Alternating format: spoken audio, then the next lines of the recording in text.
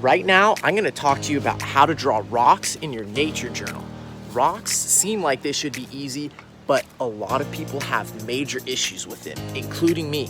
On a recent trip to the Sierra Nevada, I wanted to practice drawing rocks more, and let's just say things didn't turn out exactly the way I wanted. So the first tip that I would recommend when trying to draw rocks or getting better with them is start with a small rock. A lot of times we want to draw something like that huge rock behind me, but there is so much information there and so much texture, so much going on, you're gonna have a lot of issues. So instead of starting with that huge rock there that I actually really wanted to draw when I first got here, I'm going to focus on this rock here. Now, this is still a pretty big rock, but the amount of information is a lot more manageable. So even though I'm drawing a smaller rock, I'm also drawing a fairly small version of it on my paper. And it's really important to start with priorities. So there's a couple of things that should be a priority when drawing a rock, and you should start with those. So the first thing I would recommend is trying to get the overall sense of volume, the volumetric aspect that makes it look three-dimensional. Because flat rocks can look cool, but what we really recognize as rockiness is the three-dimensionality of them. So if you start getting obsessed with the texture, the color, or even like these cracks in the rock, that can really throw you off. So starting with something small, maybe even smaller than that boulder back there, and thinking about how it's a three-dimensional shape. So this goes back to drawing spheres and cubes and all different shapes like that. So let's choose a small rock. This is probably too round and is gonna be a little bit more challenging, but finding a small rock that has some cool angles on it and practicing with those can be super helpful. The other thing that will help you with this aspect is looking at your rock under extreme light. Under extreme light, you will be able to see the simplified shapes a lot more. So starting to simplify things into their basic geometric shapes is critical for getting the volumetric aspect of a rock. So the hard part on the one that I'm drawing now is the angle that this plane, so and a key word when drawing these kind of shapes is plane, not like the kind you fly in, but a plane as in a flat side of something. And so the hard thing about this rock that at this angle right now is that this whole plane on this side of the rock is kind of subtle and moving away at a challenging angle. This first front plane, my tendency was I basically flattened it, and you can't see the direction with which it's receding very easily. There's a little bit of a plane over here, but it's also kind of a funny one. So what you end up with, and this is something that you should recognize so that you don't blame it all on yourself, is this is actually a challenging angle and challenging subject to draw. So if this doesn't look three-dimensional or looks weird for some reason, you could easily blame on yourself and say you suck at drawing, but it could be the actual subject matter. So I'm gonna try to see if I can find another angle that might be easier. So in this direction, there is sort of this top plane that's almost facing towards us. There's some bumps on it there. And then there's these receding planes. So I'm gonna try to imagine it's like a pyramid receding away from me. Here's sort of the angle there that goes to that corner of the pyramid. This one comes up this way, and then here's another angle of the pyramid coming up towards the middle. Now I'm gonna exaggerate that a little bit as if this were a four-sided pyramid, and there's kind of another shape coming this way, and then let's say this shape comes out like this and then goes like that.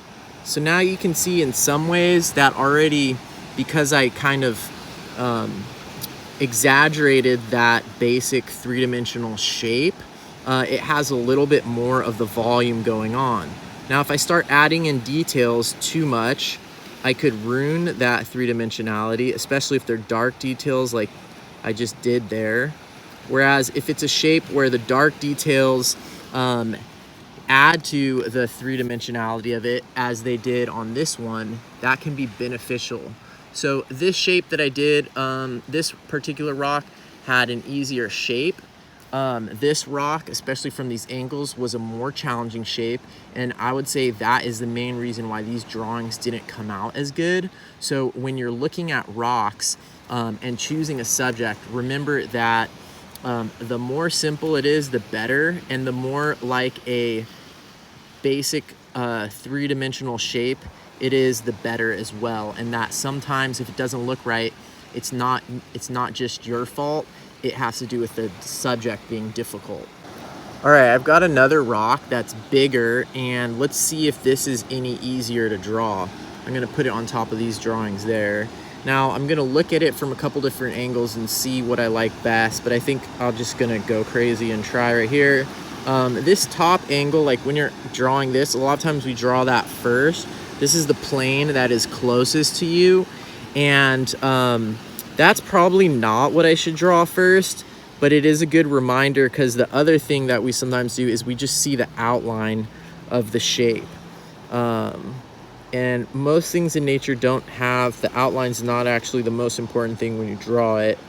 But one important thing is if you're starting with this top face or this plane here, to be careful not to make these lines too dark. So you'll notice how this is a much lighter line, and when I went around here, I have a heavier line, and that might be all I can really do on this one if I'm just doing an ink drawing to add to the dimensionality. The other thing, even though this doesn't exist in real life on this actual rock, but I could draw like a small cast shadow, and that's one way that you can trick the eye into thinking there is a three-dimensional rock there.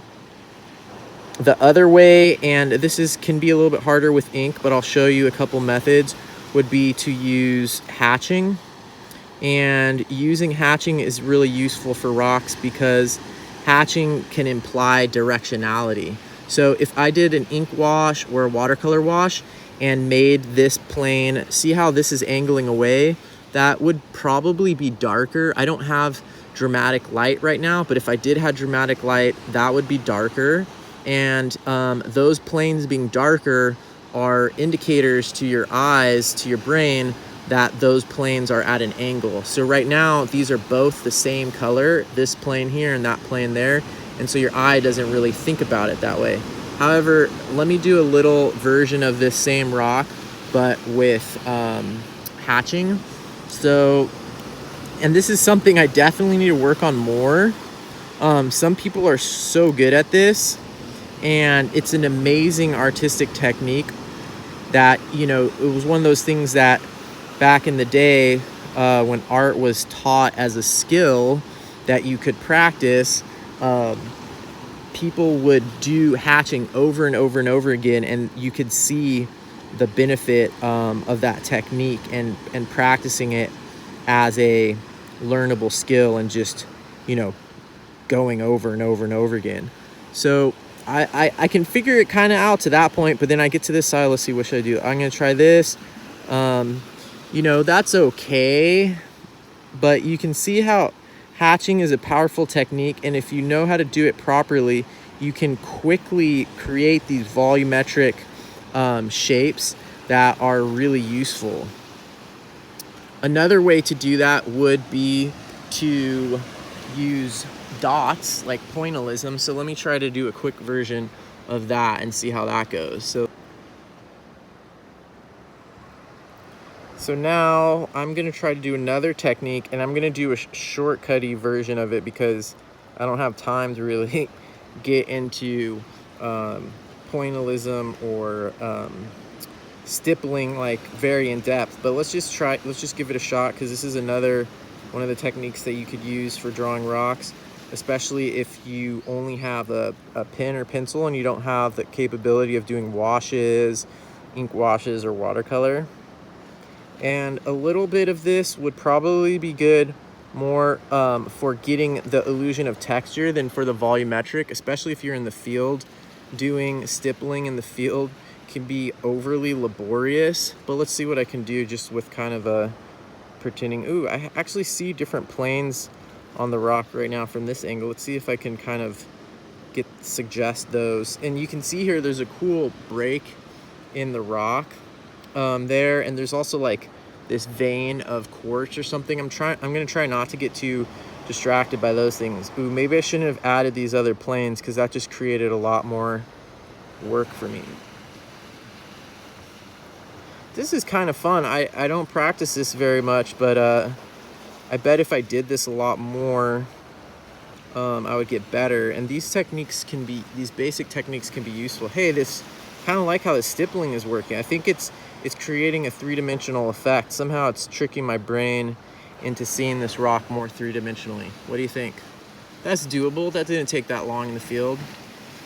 Another easy thing you can do is just do color swatches to try to capture the color of the rocks.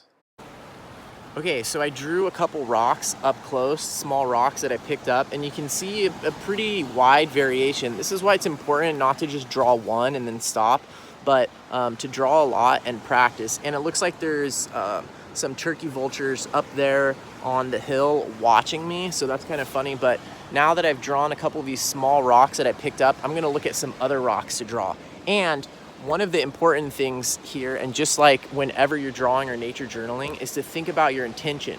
So what I've been showing you so far is how to draw rocks that have the illusion of three-dimensionality, because I really think the three-dimensionality is what makes a rock feel like a rock when we look at it, and is what people are often lacking in their rock drawings.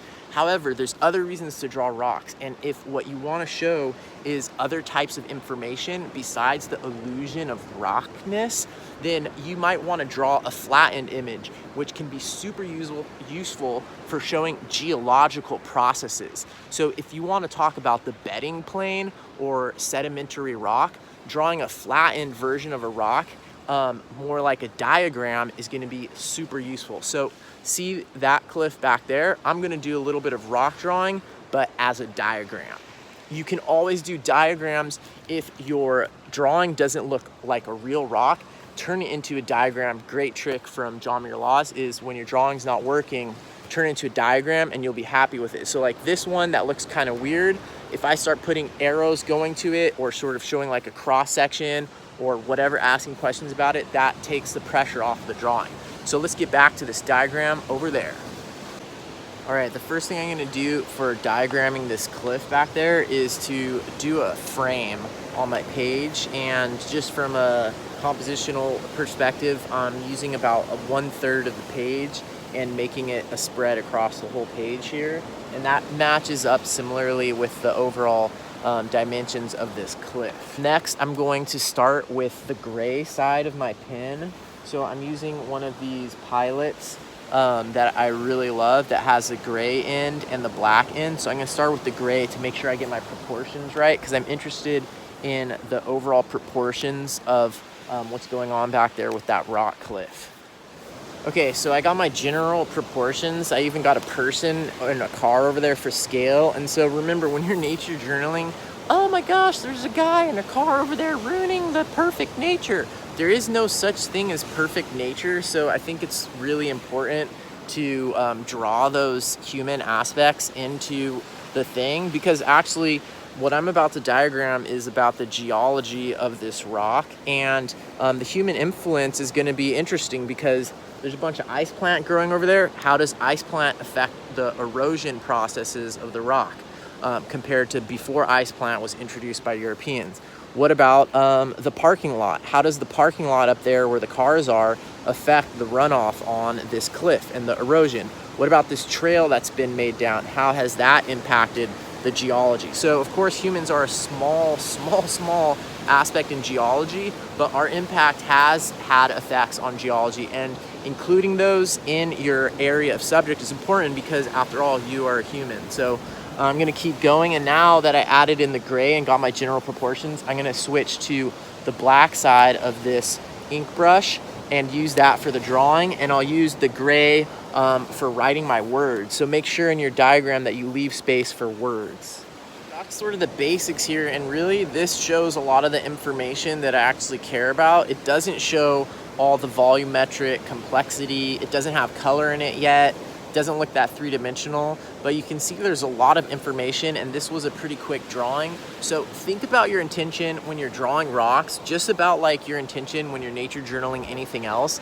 If your intention is to make beautiful pictures and you've thought about that and you want to make like realistic looking, accurate, naturalistic drawings, then be sure that that's what you're trying to do when you're out there, and that you're paying attention to those things.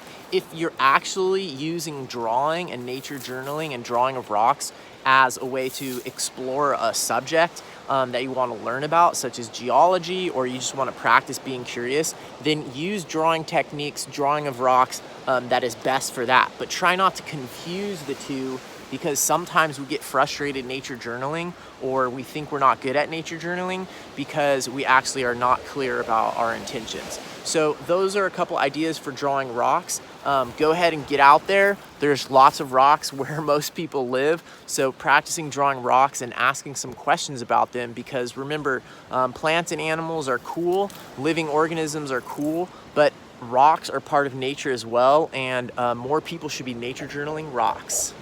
And if you want to see some more videos about how to get started with nature journaling, check out this playlist right here. If you can't wait all the way till next week, check out some of these other videos that I've made recently. Bye.